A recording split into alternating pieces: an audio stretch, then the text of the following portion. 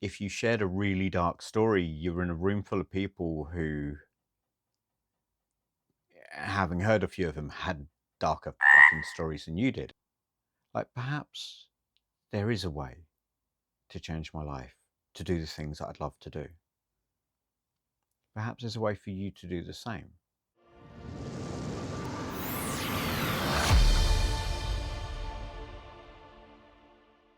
I always end up giving it a cutesy little name, but I had a mental health breakdown, just fell apart in 2013, to the point where a doctor didn't want me to leave her surgery with my shoelaces. Bless her little heart. She didn't think it was going to end particularly well. And it took a little bit of time for me to explain to her that that wasn't how this story was necessarily going to play out. Looking back 13 years later, she may have been a little bit closer to the truth than I cared to admit at the time, and to be perfectly honest, care to admit now. The hardest part of that entire process, of that entire situation, was that I wasn't willing to face the honest answers that I knew I had inside me. I wanted to pretend I was okay. I realized there were problems, sure, but nothing that I couldn't deal with, nothing that I couldn't get through. And it took a while to realize that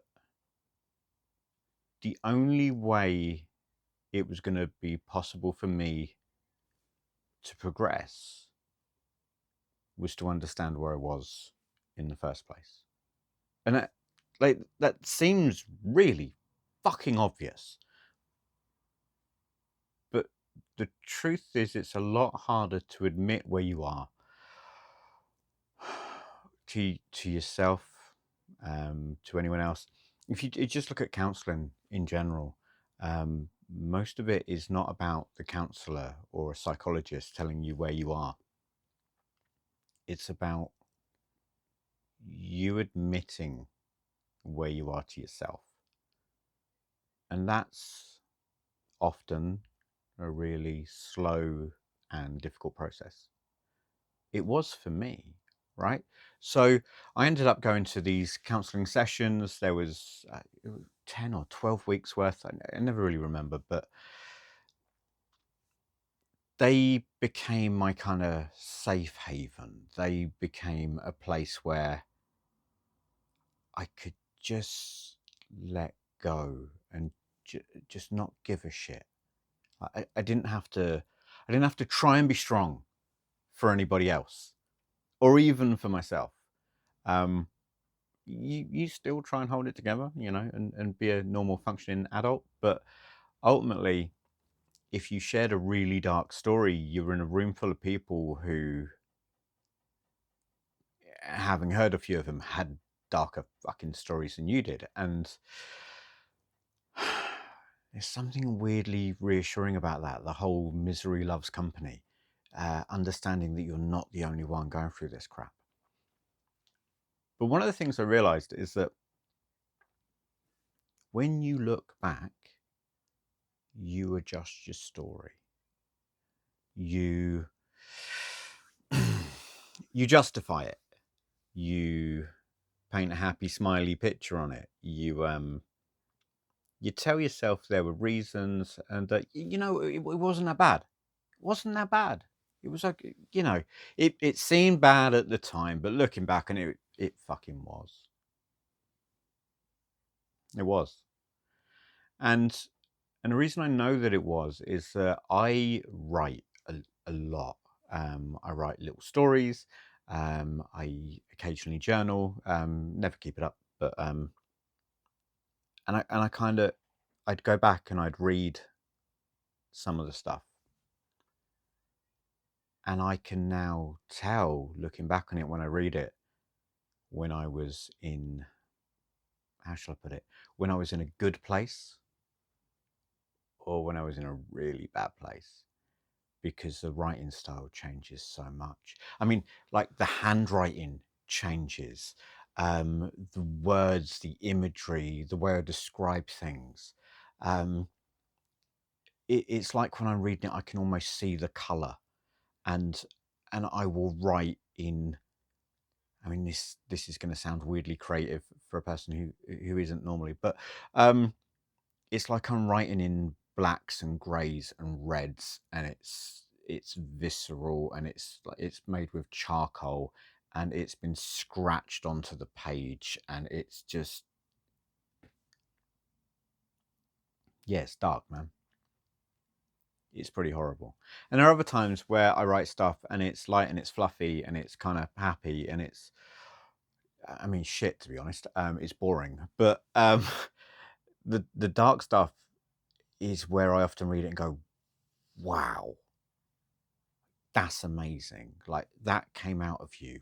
But at the same time, wow, that that came out of you. I'm glad my head is not in that space anymore. But I realized that is a key, right? So when you put it down on paper, when you make it a permanent record, you don't get the option to go back and tell yourself the little story. You don't get to go back and go, well, yeah, well, what I was thinking at the time, no, you don't get to play that game, because it's there in black and white. I often write in green or blue, but yeah, still. And I thought, that's what other people need to do to some extent. They need to journal their ideas. But the problem is, right, journaling is something that counselors will tell you to do, and they'll, loads of people will tell you to do. And you can just write shite. I mean, I did. Like, most of it was just absolute garbage, just rambling rubbish. Most of the stuff that I find interesting, looking back on it, is when I was writing a story, and I'll write about a character. And often when you're writing stories, you kind of split yourself up, and you become all of these characters. You become, you become the killer, you become the victim, you become all of these things, and they take on little aspects of your personality. And so, I guess in many ways, authors of murder mysteries and stuff like that will be killing themselves time and time again. And there's something probably really screwed up, and we should probably do a psychological look into that at some stage. But I found those the most interesting, because I wasn't trying to hold back. I wasn't telling myself a story about me. I was telling a story, if we're being frank, was about me and what was going on up here. And I always thought it would have been really nice to have been asked some questions, and to have just the way I put it is, drown the question in ink. Like, just kill it, just absolutely flood it. I can't remember who the quote was from, but someone was saying about, a great author or a great poet or whatever he was talking about, said that they stab their pen into their arm, and they write with the blood of their soul, or however it was worded. And it's a beautiful quote, if you can find it, from that terrible misquote of it. And I, after the counselling and everything else, decided to go out and look into CBT, which I didn't really find particularly useful. And I realised it was made by a guy called Albert Ellis, who made something called REBT, so REBT, Rational Emotional Behavioural Therapy. So I did a course in it, and it was fascinating. And what was really great is that, because Albert Ellis did interviews and stuff like that, you can watch interviews of him talking about it. And he's a very honest man. And he said there's effectively not a single original thought in any of my work. All I did was I read the Stoics, and I adapted what they said into ways that sounded medical, and so the medical people would take it more seriously. not a single thought of my own. I just adapted what they said into something that kind of suited the modern age in the world that we're living in at the moment, and hope for the best. And it worked. But Albert Ellis, living in the sort of 50s and 60s, made things for men because at the time women didn't matter. CBT's been adapted to take into account much more sort of a feminist mindset and way of thinking, and it's certainly improved the way we deal with women's mental health, like, fantastically. It's a really, really good tool for them, and it's quite a useful tool for guys. But I would say that in the most part, REBT is probably a better use for them.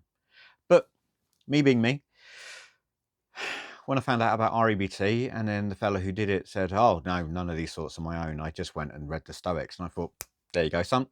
Thank you very much. I shall go and do the same." And so I read the Stoics, and there's a few of their books up there, to be fair.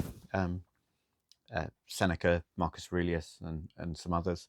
And I love Stoicism. I think it's a fantastic philosophy for life. It is only limited to, as I kind of refer to it, the game, the thing that we do every day. It's very practical. It tells you what to do on a day-to-day level to live a good life, to live a virtuous life, to basically not be an asshole, and to be useful to society, to your family, to the people around you. And that's a great thing. What it missed, in many ways, was the kind of the more spiritual questions that people often ask, and rightly ask. Didn't really touch on them, didn't really seem to care about them. And that was difficult for me at a time when, as an atheist, there just seemed to be more questions that I needed to ask, right? More about consciousness and, like, where fucking ideas came from and all that kind of malarkey. And that's stuff that I'll get into at a later date. It's not really for now. And so I looked into Buddhism, and I did an awful lot of reading about that and studying into Buddhism, and I adore it. If you take away all of the dogma and bullshit that has become the religion, and you just look at the original teachings, and also religion does this a lot, right? It paints dogma around, and it goes, this is the only way you can reach this spiritual path. You've got to follow these steps, blah, blah, blah, blah, blah. What the teachers are always doing in religion is going, like, this is how I did it. This is my way. And I will teach you some tools for you to discover your own path.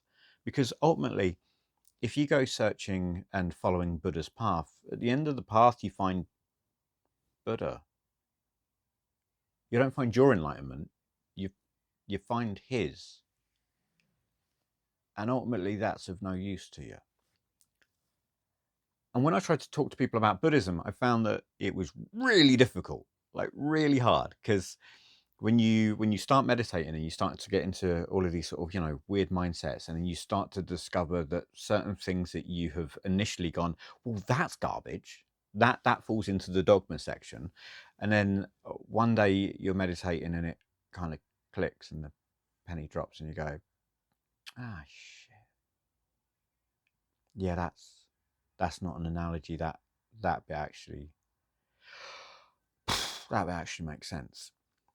I'm not going to say which bits at the moment because you'll freak out, but there's some shit in there that I absolutely pushed back against and hated, and I thought was absolute garbage. And then one day you go, oh no, it's real. And that's really awkward. But it's a beautiful philosophy for life, Buddhism. I don't even sort of consider it a religion. It's become one, but fuck that stuff. But it's really difficult to get from Stoicism to Buddhism. They're a distance apart. There's lots of stuff that kind of is useful, and they kind of cover each other, like the holes that are in each philosophy. the other kind of fills in. But just going, there's this shit over here and this shit over here, it is really hard to pull together, which is where you come in with like a bridging philosophy. And for me, that was Taoism, spelt with a T, but pronounced with a D. Funny Chinese word. So Taoism is a beautiful bridging philosophy. It kind of talks about the spiritual, but how to use it in the real world. And it talks about how to act in the real world to effectively make you more spiritually aware. And again, there's something really beautiful about that. But what it does is it allows you to move from A to B with something in the middle. Now, you can, if you want, go and read all the Stoics, read a lot of Buddhist philosophy, try and find the actual writings of the Buddha, like the words that the Buddha is supposed to have actually said, because they're kind of better than most of the interpretations of the stories. And kind of interpret them yourself and realize that most of the time he's doing this is going to sound disrespectful, but it's me, so fuck it. Mr. Miyagi wax on, wax off approach. Yeah? So if you don't understand a Karate Kid reference, you should probably turn off now. But if you don't understand a Karate Kid reference, what I mean is that Mr. Miyagi taught Daniel to wax a car, and it was waxing on, waxing off. And then that was just a functional move. And then later in the film, all of a sudden, during a fight, he becomes a karate expert because he can do the moves. What the Buddha is trying to do is to say things in a way that will connect to you, make you understand. I was talking to a friend the other day, and she goes mountain biking, and she, for whatever crazy reason, gets on a wildly expensive bike, throws herself down a great hill, and then rides in between trees, trying not to die. And we were talking about things in life and saying that there are parts of life that are difficult and that, they're shit, and there are some beautiful things in life. And she was saying that she's having a real tough time because she's just like, her whole world seems to be full of these crappy things that are going on. And I said to her, I went, let me try and put it to you like this. When you, for whatever reason, decide to throw yourself downhill and you're on your bike and you're riding down, what are you focusing on? What do you mean? What are you looking at? What are you focusing on? Well, like the path. Yes, yeah, the path. What would happen if you focused on the trees? How do you mean? Because in this situation, if you're flying down the hill, what you're looking for is the space between the trees. You're looking for the gaps. You're looking for the path. What would happen if somewhere down there you saw a big tree and you focused on it? What's going to happen? And she thought for a moment and went, I'm going to hit that tree. Of course you will. Of course you will. Because that's what you're focusing on. It's the same with everything in life, right? If you're always looking for the positive, that's what you're going to see. You're going to see the spaces between the trees. If, on the other hand, all you can see is the trees, at some point you're going to hit it. And there was that sort of little moment of pause, and she went, oh shit, mate, that is going to stick with me. And that's the key, right? Is finding the thing that connects to the person you're speaking to. And what Buddha was trying to do is tell stories and give analogies in a way to make you understand the premise of his point. Now, the story wasn't real, or even if it was kind of used as a tool. Don't focus on the story, focus on the message. And I wanted people to be able to do that with themselves. I wanted people to be able to realize that most of the time you have the answers. I'm currently in the process of trying to lose a lot of weight. I mean, if you've ever seen some of the footage that I did a couple of years ago where I was trying to teach people how to meditate, and I might clip a bit in just for shits and giggles. Okay, so this is the introduction to the first meditation. I'm calling it the 5-minute meditation because, give or take, that's roughly how long it's probably going to take us. I was a much, much bigger guy, and in the last 2 years, I've lost a little over 10 stone. So in kilos, that's like 60 kilos, 60 something kilos, whatever. In pounds, if you're American, that's probably 130, 140 pounds, something like that. So, a fair old chunk. Still trying to lose the rest of it, but probably just banged the microphone there and pissed everybody off. But it's a process, it's a step, it's a difficult thing to do. And when you're trying to learn and when you're trying to make changes in your life, it's those little steps, it's those little things. I'm constantly looking at the camera and going, I should try and pull this down and I should try and look better. But I could only start when I'd got to the point that I realized that, Stu, when you walk up a flight of stairs, you get to the top and stop for a second. You have to take a breath. You're a little bit lightheaded. Mate, it's a fucking flight of stairs. That shouldn't happen. I mean, like 20 flights of stairs, sure, great. Don't care who you are. You're still going to be a little bit knackered. But going to the loo, like just walking up the stairs just there in my house and going into the bathroom and sitting down on the loo because you don't want to stand there because your head's pounding. That's not right. And one day I realised I had to do something about it. But I understood where I was in my life. And then I realised that I had the answers.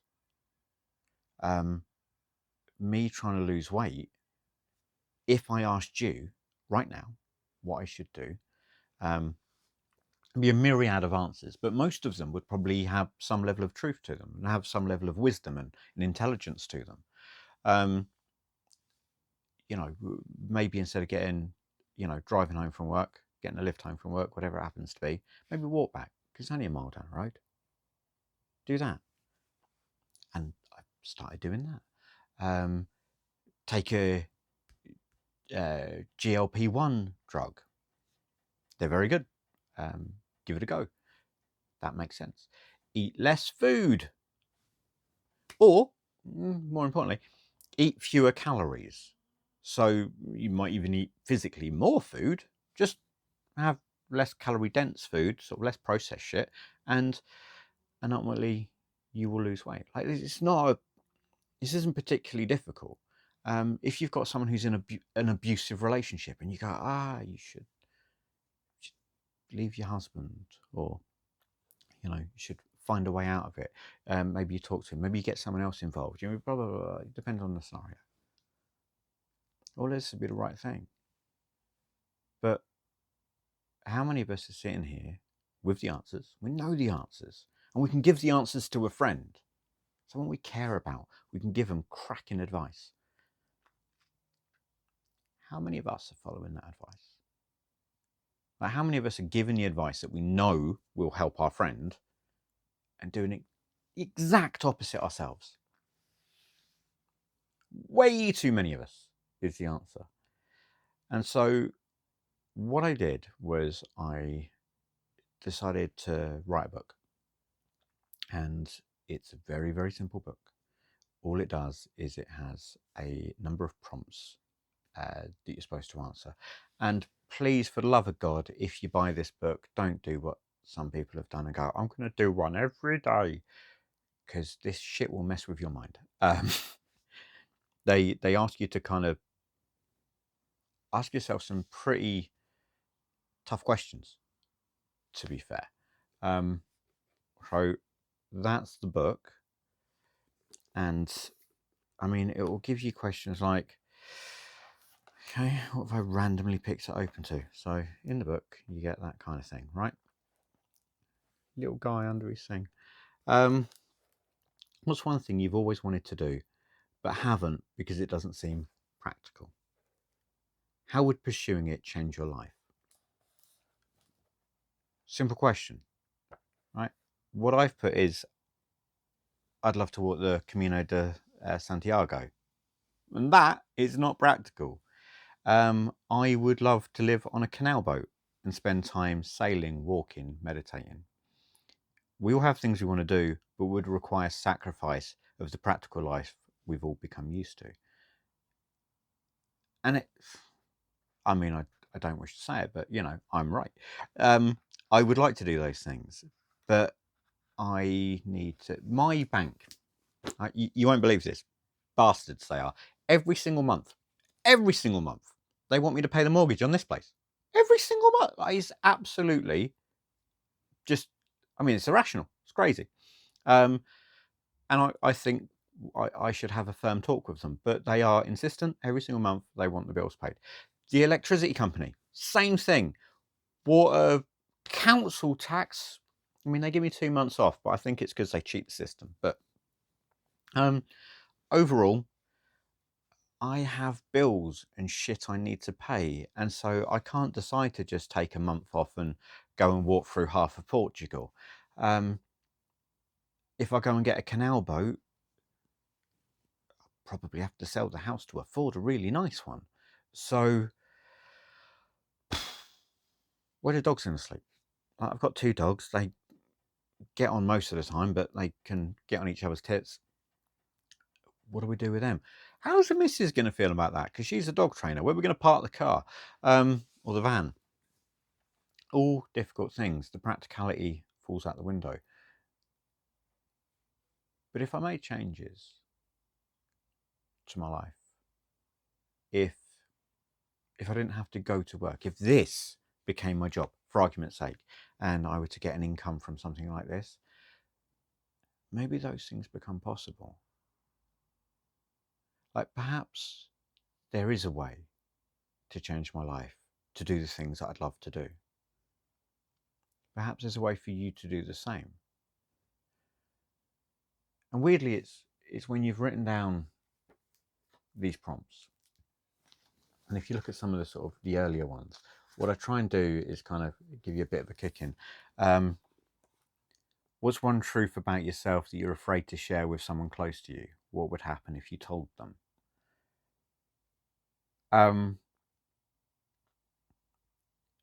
The interesting part about this is that these, when you write these down, you're not answering this for me. You're not even really answering it for the person that you're writing about. So if you're thinking, my husband, my wife, my children, my parents, my best friend, my whoever it is that you're thinking about, and going, if I told them X, this is what I think would be the outcome. This is what I think would be the consequences of doing that. Maybe you're right, maybe you're wrong. But kind of have the courage and the strength to show that to yourself and to go, this is why I'm scared. Because it's when you put it down on paper, you kind of release it. And then you can come back to it and you can look at it and go, Jesus, that's a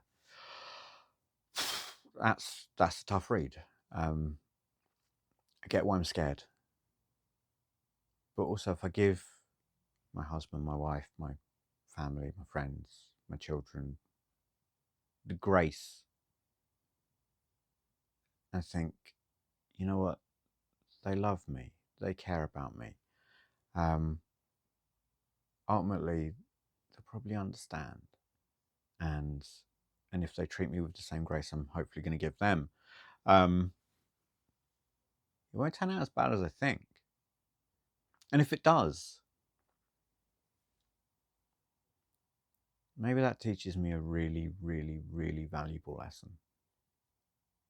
Who knows? So it's a situation where you then exactly clinically find out where you are, because you write it down, you put it onto paper and go, can I see this happening? Can I see like my darkest thoughts, my most horrible thoughts? Is it actually going to happen? And if it did, What are the consequences of that? Now, it may be that you stick with the same path, that you hide whatever it is that you're scared of sharing. Maybe you do, but maybe you don't. But once it's down in writing, once you've put it down and you can come back to it time and time and time again, it may be that you realize that today that scares the shit out of you. In a couple of weeks' time, when you come back and read it and you go, yep, no, I ain't doing that still. Maybe in 6 months' time, you come back to it and go, maybe you're overreacting. Maybe this time next year, you look at it and go, you know what, I think it's time to say something now. It's about facing your own demons. It's about understanding your own wisdom. It's about accepting your current situation and understanding that if you are unwilling to change anything, then nothing's going to change. You can either choose to live your life or have it happen to you. And one of them is really sad.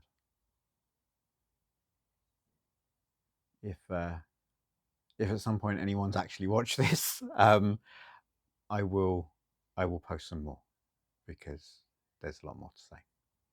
Thank you.